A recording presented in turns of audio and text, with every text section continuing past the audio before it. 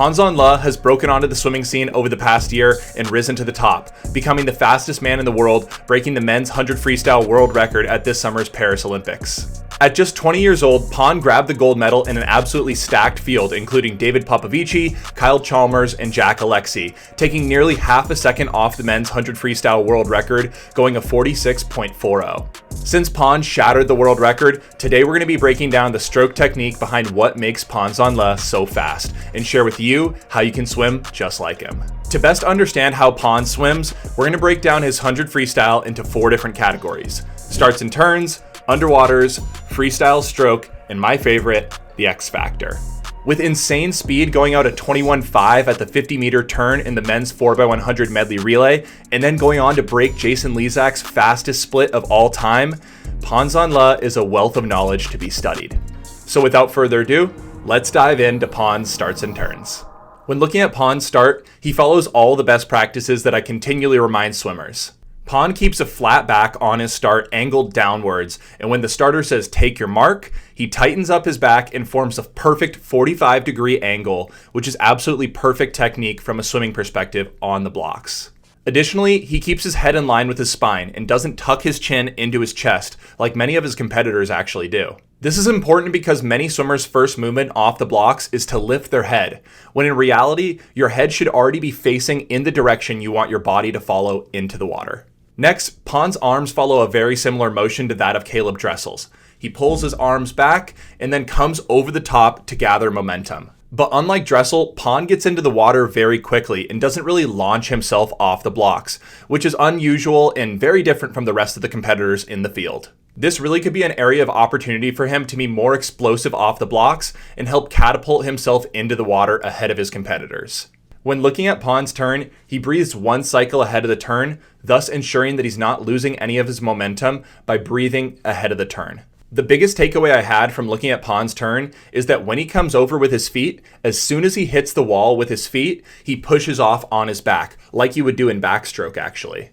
While some swimmers do a full twist on the wall, Pan uses his momentum from his first 50 speed to hit the wall and push off, and use that momentum to twist on his side as he's doing dolphin kicks away from the wall.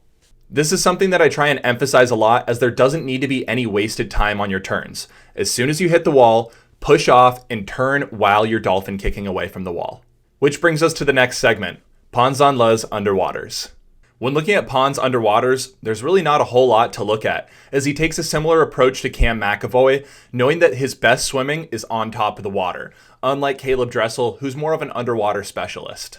Even at the Olympics, Pan came up at the 10-meter mark, which is 5 meters before the legal limit, which most swimmers do push it to, because most of the time swimmers are faster under the water, but for Pan, he's a specialist on top of the water. Off Pan's start, he typically does 6 underwater dolphin kicks, keeping his upper body pretty steady, not using it to generate any power. Off his turn, similarly, Pan only does 3 or 4 dolphin kicks, and then quickly gets into his flutter kick as he transitioned into his breakout. But what I think is most important about Pan's underwaters, going back to my point earlier about turns, is that he uses 25% of his underwater, or one of his 4 kicks, to twist his body back to its front plane. So he's not wasting any time on the wall, he's doing it during his underwaters and using it while he's making forward progress, instead of stalling on the wall. Which brings us to the most important part of Pan's freestyle, his swimming technique. Now, on top of the water is where Pan Zhanle makes himself unstoppable in the freestyle, and here's how he does it. First, it starts with his kick, and he's got a motorboat for legs, and that was very evident in the 100 freestyle final at the Paris Olympics. If you look at the white water behind his legs compared to his competitors, it was a lot. His strong kick helps power his fast turnover with his arms while keeping it in rhythm with his kick. When looking at his arm turnover, he keeps a very low recovery with his arms, meaning the part where his arms are out of the water as opposed to under the water catching water, and he also has a little bit of a gallop to his stroke. However, he doesn't rise and fall like you would see with many traditional gallop strokes, as his powerful kick and his fast recovery allow him to get back into a stroke without rising and falling. When looking at his breathing pattern, Pan always breathes to his left, and he sneaks in a quick breath as soon as that left arm exits the water. He takes a breath and has his arm back in by the time his arm is vertical and coming over the top.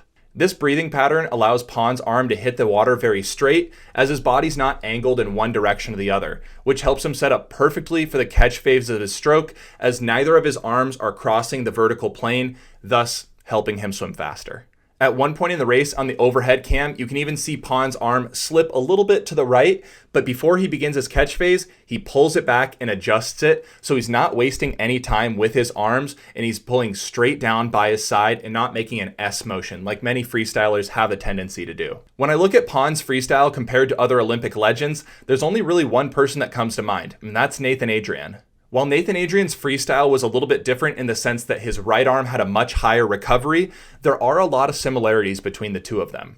A couple to point out include their low left arm recovery and breathing pattern, their reliance on the top swimming compared to others in the field, and their build. Now, Nathan Adrian is an absolute beast in the weight room, and I got to see that firsthand when I was training at Cal alongside him in preparation for the 2021 Olympic trials. But I think Pan has actually added a lot of muscle since we saw him last at the 2023 Worlds, and I only think he's going to continue to get stronger as he gets older. Overall, Pan Zhanle's freestyle technique is top tier, and his low arm recovery is something that I think a lot of sprinters need to take into account, as we've traditionally seen a very high elbow recovery in the past, and I think a lot of sprinters need to take note. Taking a quick break from the breakdown to tell you about the sponsor of today's video, Swimming World Magazine. I've been doing a lot of stroke-by-stroke breakdown on my YouTube channel, but if you guys are big swim fans and want to improve fast, then head over to swimmingworld.com. They've got tons of technique tips, race analysis, and interviews with high-level swimmers who will help you guys take your swimming to the next level. But for everyone watching today, I have a special discount link for you guys that'll get Swimming World Magazine shipped right to your door every month. So if you're a swim nerd like me, this magazine's for you. In fact, they're still doing their Summer of Swimming promotion, so you guys can get Swimming World Magazine delivered right to your doorstep for free until Labor Day using the link down below. If you can't get enough Olympic swimming content, then this magazine's for you, so make sure to check out the link in the description to get access to this special discount, and let's get back to the video. Now, for those of you who are new, the X Factor category is essentially, can you contribute to your team or relay in a massive way, or do you have some sort of special talent or characteristic that makes you absolutely untouchable in your event?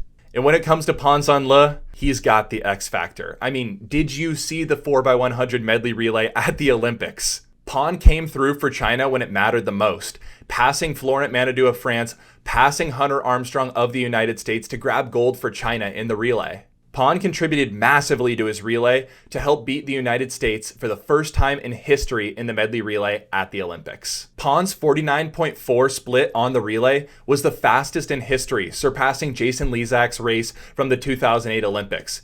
But Pan did it without a supersuit. Needless to say, Pan gets the X Factor stamp of approval from me, and I'm super excited to see where those four guys go over the next 4 years as we head in to LA 2028. Now, something that we didn't talk about in this episode of Stroke by Stroke is the controversy surrounding the Chinese swimmers and their doping at the 2021 Olympics. And there's a reason why we didn't talk about it, because Pan wasn't involved in it. I know there's a lot of chatter online about the legitimacy of this swim, but after breaking down Pan's swim, it was clear to me that he's got the speed necessary to break that world record. This wasn't a fluke. In an interview after the Olympics, Pan said that he didn't want to go too fast at the 2024 World Championships because he didn't want his competitors to know what he was capable of. And he for sure surprised everyone. Over the next 4 years, the 100 freestyle target will be on Pan's back, and I'm very excited to see where we can take the boundaries of the sport. If you like this stroke by stroke analysis, then make sure to subscribe to my channel. We're going to be doing a whole lot more of these. And with that said, we'll see you guys all next time.